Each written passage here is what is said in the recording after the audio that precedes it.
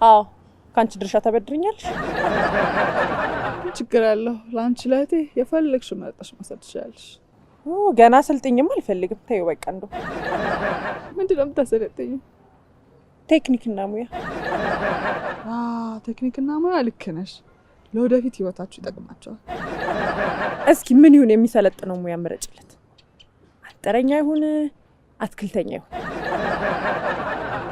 ግንበኛም ይሁን ስራ ይናቅ። ዋናው በትዳር ውስጥ ስትኖሩ መፋቀራችሁ። በስመ አብ አንቺ መልካም ሰው።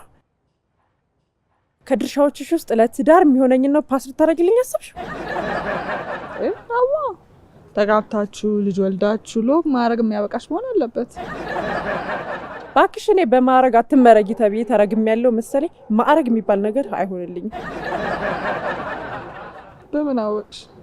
ይኸውልሽ አይደለም ትዳር ዩኒቨርሲቲ በማረግ ሲጠበቅ ድሮም ግሬድና ቀበሌ የሰሩለትን አያውቅም። ለትንሽ ሳልጫር ተንጠልጥዬ ነው የተመረኩት።